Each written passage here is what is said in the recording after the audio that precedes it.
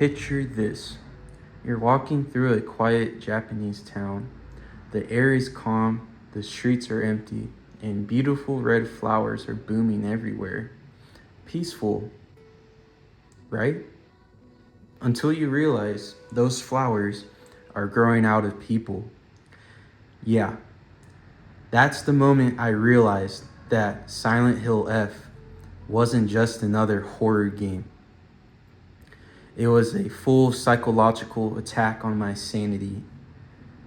And today, we are going to talk about the disturbing lore, the nightmare fuel monsters, and why this game might become the most mentally unhinged Silent Hill story ever created. Also, we need to talk about the flowers, because those things are not normal flowers. So, for the first time in the series, Silent Hill F doesn't take place in the usual fog-covered American town. Instead, they do something different, and we are transported to the 1960s rural Japan. And forgive me if I'm saying this wrong, but it's a small town called Ibisugaoka. I know I said that wrong, but forgive me. Now, normally in horror games, small towns are suspicious, but this one looks like it came straight out of a peaceful countryside anime, which is honestly the scariest part, if you ask me. Because if there's one thing the Silent Hill series loves doing, it's taking something normal and turning it into psychological torture. Just look at the monsters in Silent Hill 2. They weren't just scary creatures. They were manifestations of guilt, trauma, and emotional damage. Basically, Silent Hill looked into the human mind and said, "Ah yes, let's turn your mental problems into monsters." Very therapeutic, if you ask me.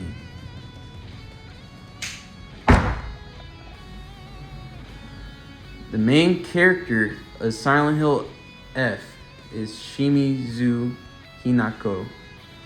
She's the teenage girl living in the town of, forgive me, Ibisugaka. And her life is pretty normal, at least at first. But then something happens. The town suddenly becomes covered in a strange fog and mysterious flowers.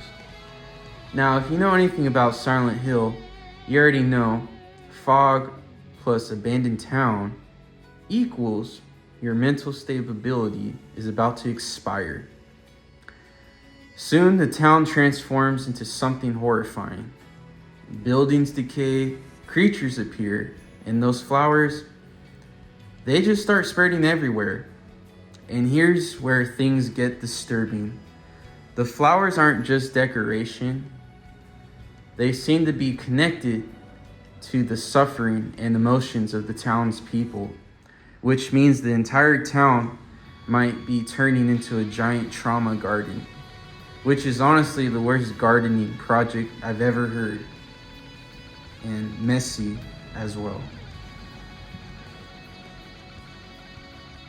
So, the flowers and the body horror within the game shows a lot. And one of the most disturbing things about Silent Hill F is the body horror itself. In the trailer and in the game, we see something terrifying. People being completely consumed by flowers. Their bodies literally split open as flowers bloom from inside them, which raises a very disturbing question. What if the flowers represent something deeper? In classic Silent Hill fashion, the horror usually symbolizes psychological pain. So the flowers might represent suppressed trauma, emotional decay, or the idea that beauty can hide something horrifying underneath. Basically, the game is saying, look how beautiful these flowers are. Pretty weird. Meanwhile, the flowers are literally growing out of someone's face. And I don't know about you, but that's the moment I would simply move to another town, if you ask me. Preferably one without haunted plants. So the Japanese horror influence. Another reason Silent Hill F feels so disturbing is its inspiration from Japanese horror. Unlike Western horror, Japanese horror often focuses on psychological dread, slow tension, and the corruption of everyday life. Which means instead of jump scares every 10 seconds, you get the feeling that something is deeply wrong with reality itself. And honestly, that's way worse. Because when a monster jumps out at you, at least you know what the problem is. But in Silent Hill, the problem might be your memories, your guilt, your past, or possibly aggressive supernatural flowers. So why did this game break my sanity? After watching the trailers, playing the game, and analyzing the lore, I've come to one conclusion. Silent Hill F might be the most mentally disturbing game in the series. Not because of gore, not because of monsters, but because of how unsettling everything feels. The beauty of the flowers, the quiet town, the slow decay of reality, everything looks peaceful until you notice the horrifying details hiding underneath, which is exactly what Silent Hill has always done best. It doesn't just scare you, it makes you question reality itself. Also, I'm never trusting flowers again. If someone gives me a bouquet, now I'm immediately checking to make sure it's not growing out of a cursed dimension.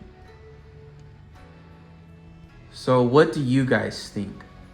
Could Silent Hill F become the most disturbing entry in the entire franchise, or will it somehow be even worse than what we've already seen?